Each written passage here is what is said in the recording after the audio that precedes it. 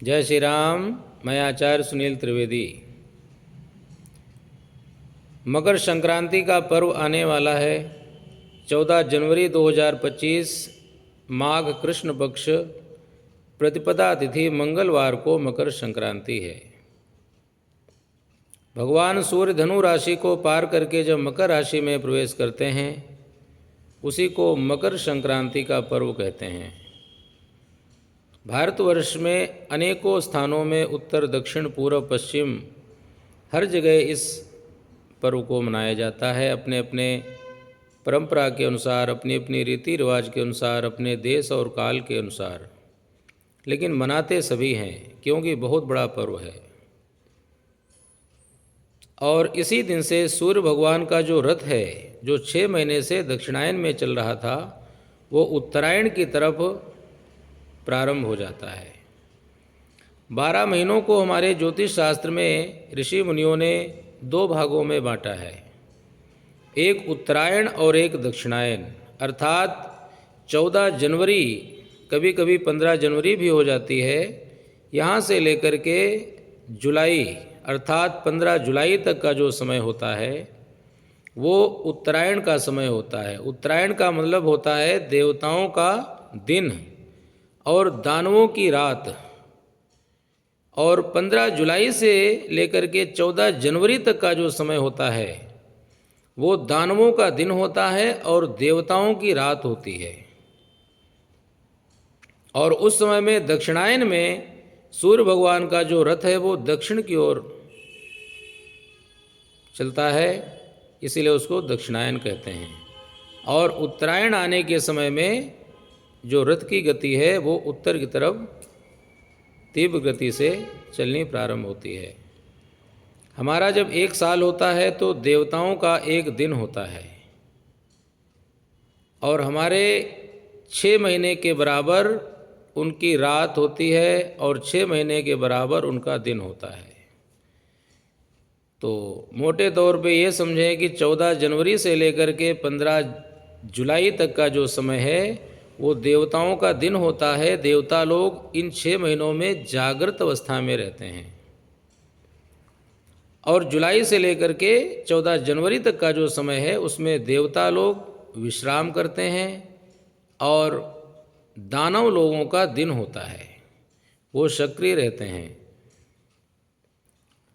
तो अब भगवान सूर्य की कृपा से उत्तरायण प्रारंभ होने जा रहा है और उत्तरायण के प्रारंभ होते ही, मकर संक्रांति के आते ही जितने भी शुभ और मांगलिक कार्य हैं, चाहे मुंडन हो, चाहे विवाह हो, गृह प्रवेश हो, भूमि पूजन हो, बड़े बड़े यज्ञ यागादि हों, प्राण प्रतिष्ठा हो, सब प्रारंभ हो जाते हैं और 6 महीने तक चलते हैं।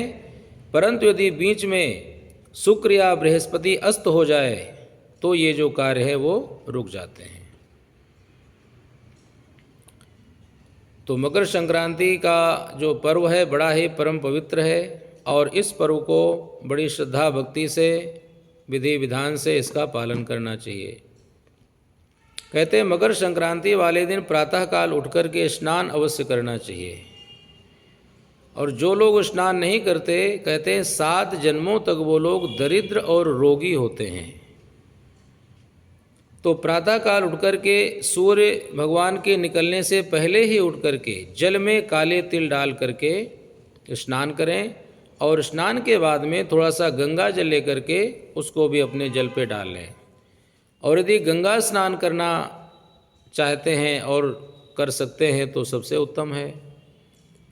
हरिद्वार, तीर्थराज प्रयाग जहाँ महाकुंभ का मेला चल रहा है, या और भी जो तीर्थ हैं वहाँ भी स्नान करने से अनंत पुण्य फल की प्राप्ति होती है। परंतु जो लोग वहाँ नहीं जा सकते वो लोग घर में ही तिल डाल के स्नान करें और बाद में गंगा जल अपने ऊपर थोड़ा सा छिड़क लें, क्योंकि जितने सनातन धर्म को मानने वाले लोग हैं प्रायः सभी के घर में गंगा जल होता ही है।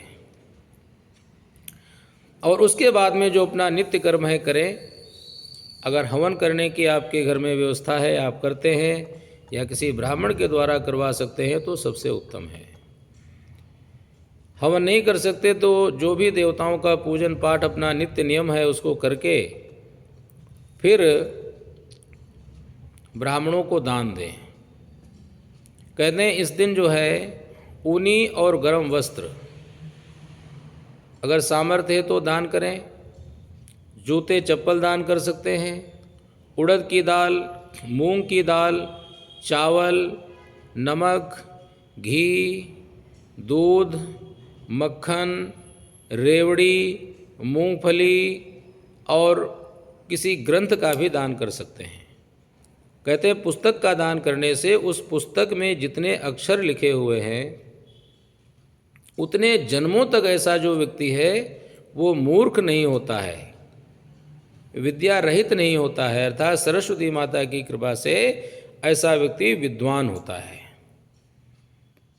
और इसके बाद में अगर कोई व्यक्ति ये चाहता है कि हमारे ऊपर शनि महाराज की कोई दशा चल रही है, साढ़े साती है, शनि की ढैया है, शनि की महादशा है, शनि की अंतर्दशा है, या कोई संकटा इत्यादि योगिनी चल रही हैं, कोई उल्का आदि योगिनी चल रही हैं, तो एक तांबे के पात्र में या स्टील के पात्र में काले तिल भर लें और उसके अंदर थोड़े से पैसे डाल दें, गुप्त रूप से दिखाई न पड़े, और वो जाकर के भगवान शंकर जी के विग्रह के पास में या शिवलिंग के पास में जाके चुपचाप रख दें। तो ऐसा करने से कहते हैं भगवान शंकर, भगवान विष्णु और माता लक्ष्मी अत्यंत प्रसन्न होती हैं, और इस प्रकार का दान करने वाले व्यक्ति को माता लक्ष्मी की कृपा से गुप्त लक्ष्मी की प्राप्ति होती, गुप्त धन की प्राप्ति होती, अनायास धन की प्राप्ति होती, अचानक धन की प्राप्ति होती है। और इस मकर संक्रांति में दूध, दही, घी, मक्खन, मलाई या दूध से बनी हुई कोई भी वस्तु, खीर इत्यादि का दान करने का बड़ा महत्व है। ब्रह्मांड पुराण में एक छोटी सी कथा आती है कि महर्षि दुर्वासा एक बार द्रोणाचार्य के आश्रम में गए। उस समय द्रोणाचार्य जो हैं उनका अध्ययन पूर्ण हो चुका था, लेकिन फिर भी वो धनुर्विद्या का अभ्यास करते रहते थे और बहुत गरीब थे, उनके पास में कोई धन धान्य नहीं था। तो उनकी पत्नी थी जिनका नाम था कृपि। तो दुर्वासा मुनि जो थे ये समझो उनके ऊपर कृपा करने के लिए उनके आश्रम में गए। तो दुर्वासा ऋषि की जो पत्नी थी कृपि वो आश्रम में थी, और दुर्वासा ऋषि अपना धनुर्विद्या का अभ्यास करने के लिए आश्रम से बाहर गए हुए थे। दुर्वासा ऋषि जब आए उनके आश्रम में तो कृपि ने बड़ा आदर सत्कार किया, बड़ा सम्मान दिया, जो भी उनके घर में था। तो दुर्वासा ऋषि ने पूछा कि बेटी तुम बड़ा उदास हो, क्या कारण है? जबकि त्रिकालदर्शी हैं दुर्वासा ऋषि, सब कुछ जानते हैं, परंतु फिर भी पूछते हैं कि बेटी तुम क्यों उदास हो, क्या कारण है? तो कृपि कहती है कि हे महाराज, हमारे जो पति हैं वो धनुर्विद्या में पारंगत हैं, लेकिन वो किसी से कुछ मांगते नहीं हैं। उन्होंने अयाचित व्रत ले रखा है, अगर कुछ बिना मांगे मिल जाए तो उसे वो स्वीकार करते हैं, किसी से कुछ मांगते नहीं हैं।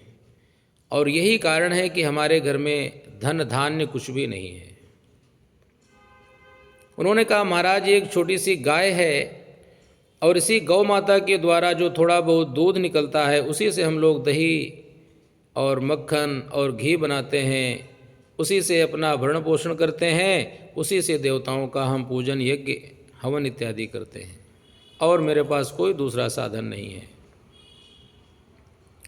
और कहा दूसरा कारण मेरे उदास रहने का यह है कि मेरे घर में अभी तक मेरे कोई संतान नहीं है। विवाह को काफ़ी समय हो गया लेकिन मेरे कोई संतान नहीं है, मेरी गोद अभी तक सूनी है, इसलिए मैं बहुत दुखी रहती हूँ। तो दुर्वासा ऋषि ने कहा कि हे बेटी तुम ऐसा करो, तुम्हारे पास कुछ देने के लिए नहीं है, लेकिन एक बहुत बड़ा पर्व आ रहा है, उस पर्व में अगर कोई व्यक्ति थोड़ा भी दान करता है तो उसे अनंत गुना फल की प्राप्ति होती है। तो दुर्वासा ऋषि ने कहा कि बेटी, तुम्हारे घर में जो गौ माता हैं, ये गौ माता से जो भी तुम्हारे दूध, दही, घी, मक्खन, मलाई जो भी निकले, थोड़ा हो या ज़्यादा, इसकी कोई गणना नहीं है, वो तुम मकर संक्रांति वाले दिन दान कर देना।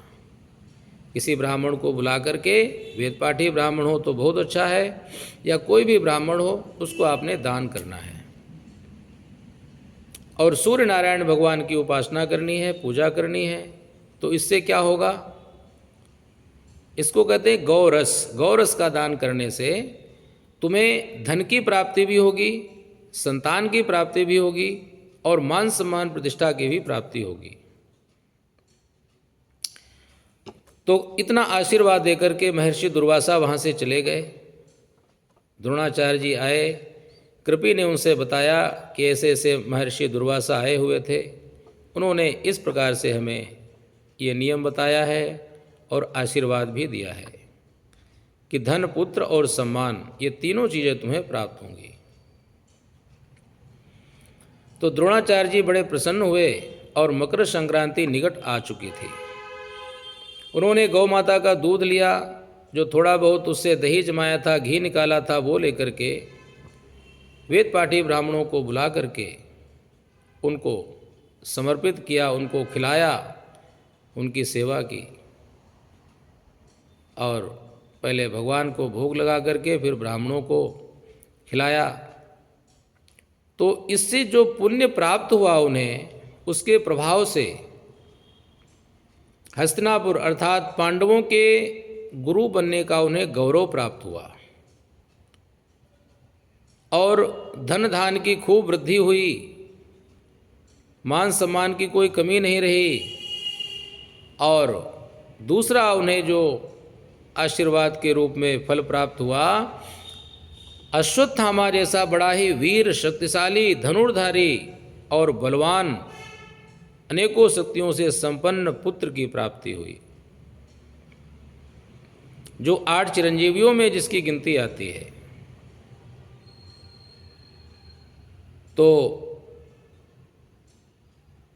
ब्रह्मांड पुराण का ये जो छोटा सा प्रसंग है, ये हमें ये शिक्षा देता है कि मकर संक्रांति वाले दिन अपनी शक्ति और सामर्थ्य के अनुसार जो भी दान पुण्य किया जाता है, उसका फल अनंत गुना बढ़कर के मिलता है।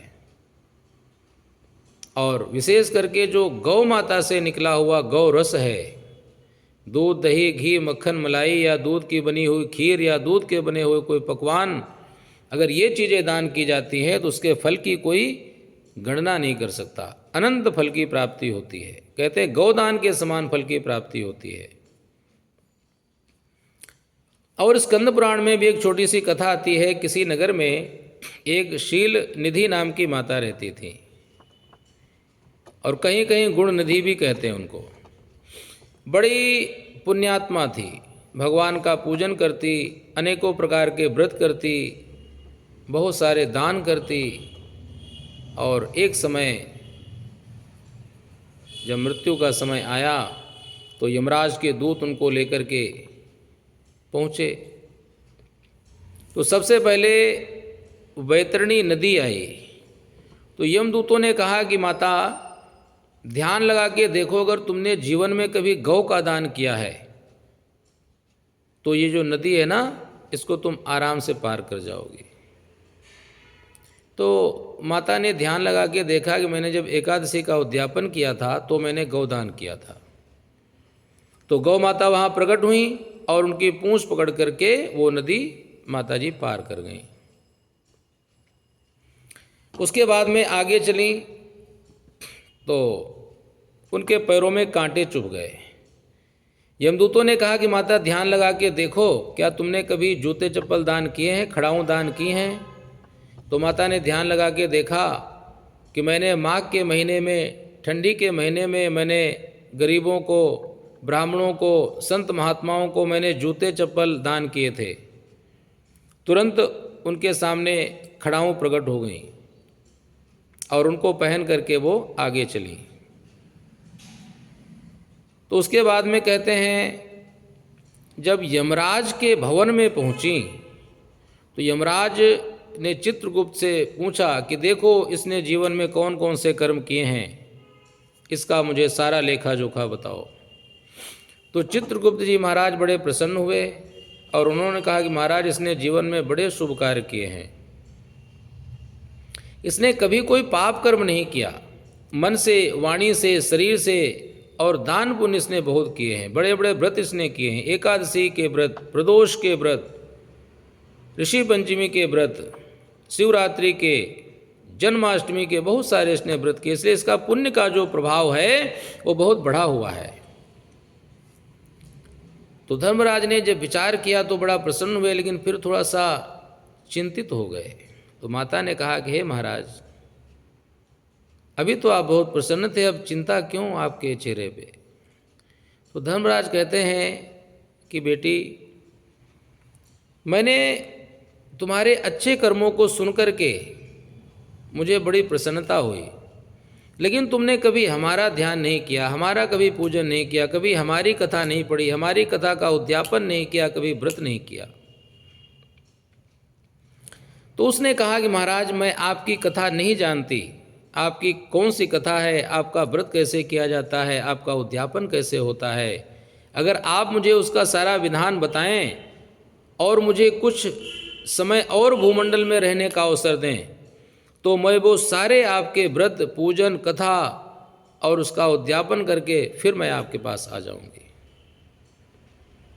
तो धर्मराज ने बताया कि हे बेटी, मकर संक्रांति वाले दिन से हमारी कथा प्रारंभ करनी चाहिए और अगली मकर संक्रांति आने तक 1 साल प्रतिदिन इस कथा को पढ़ना चाहिए।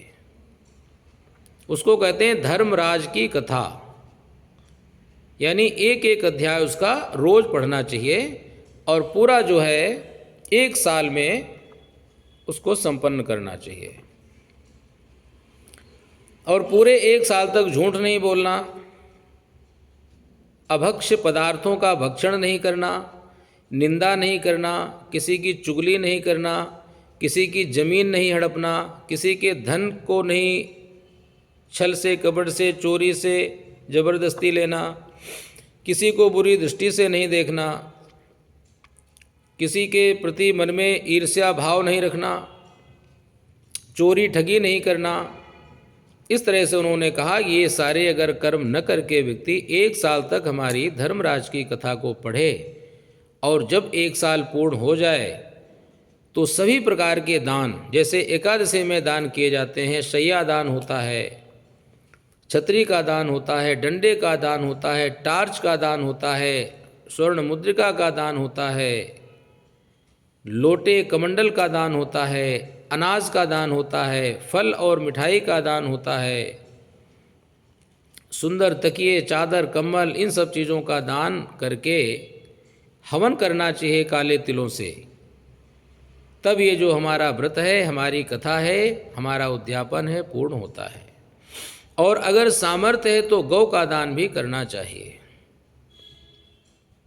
ऐसा करने वाला जो जीव है वो कभी यम की सीमा नहीं देखता और इस तप के प्रभाव से, इस कथा के प्रभाव से, इस व्रत के प्रभाव से स्वर्गलोक में जाकर के निवास करता है। तो इस तरह से उस वृद्ध माता ने इस विधि और विधान को सुनकर के यमराज से 1 साल की अनुमति मान करके फिर आई इस भूमंडल में और उसके बाद में सारे विधि विधान से व्रत किए, जप किए, तप किए और फिर मृत्यु के बाद में सीधे स्वर्गलोक को चली गई।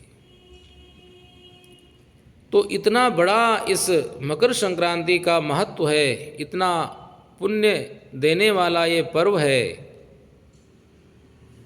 तो जो लोग भी इस कथा को सुन रहे हैं वो सब लोग मकर संक्रांति वाले दिन प्रातःकाल उठ कर के स्नान करें, पवित्र होकर के भगवान की पूजा, उपासना, आराधना करें।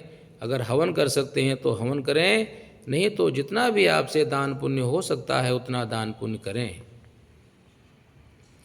अगर घर में बिठा करके किसी ब्राह्मण को भोजन खिला करके यथाशक्ति दक्षिणा, वस्त्र, फल, मिठाई, बर्तन, ये चीज़ें अगर दान करते हैं तो अनंत गुना फल उसको प्राप्त होता है।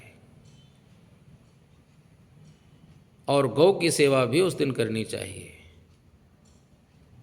इस तरह से इस मकर संक्रांति के पर्व को आप सब लोग मनाएं और यथाशक्ति पूजा पाठ करें, जप तप करें, दान पुण्य करें। इससे आपको भी अनंत गुना पुण्य फल की प्राप्ति होगी। जय श्री राम।